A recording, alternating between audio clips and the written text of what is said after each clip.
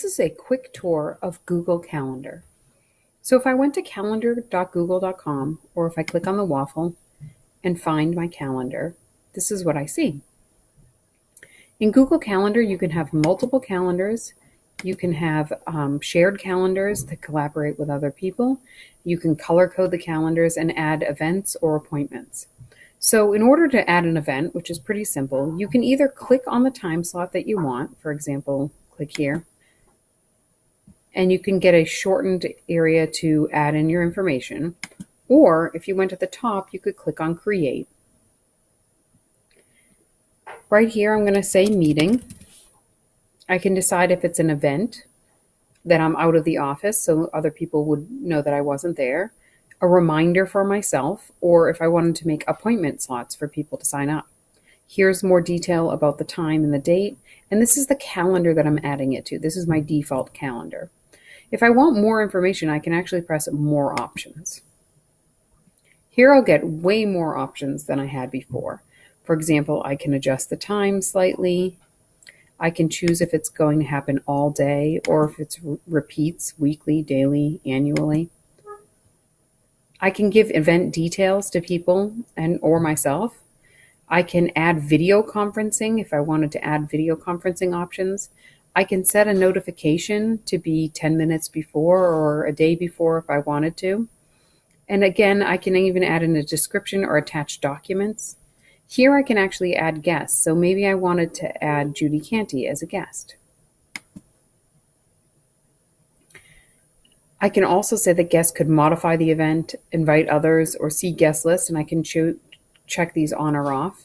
And again, here I have an option to make a Hangouts meeting if they wanted to meet through Hangouts instead of in person. If I press Save, I also get the option, because I sent an invitation, to either send the invitation to a guest or don't send.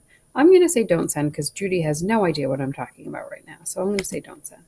If you press send, it would send an automatic email to the person to add it to their calendar. So here's my meeting from 10:30 to 11:30, and I can always click on it for more information, and I can edit it using the pencil or delete it if I would like to.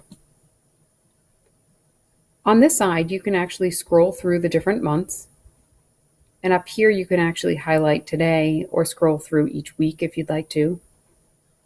Over here, you can decide what format you want to see. Do you want to see just one day at a time? Do you want to see the week, the month, the year? And you can actually choose to not show weekends. For those of us teachers, it may not be important for what you're doing in the classroom.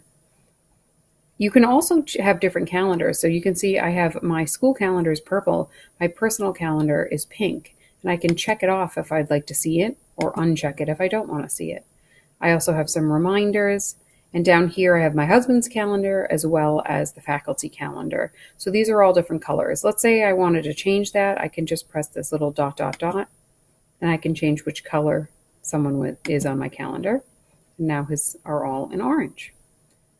There's also more options under settings if you wanted to go there.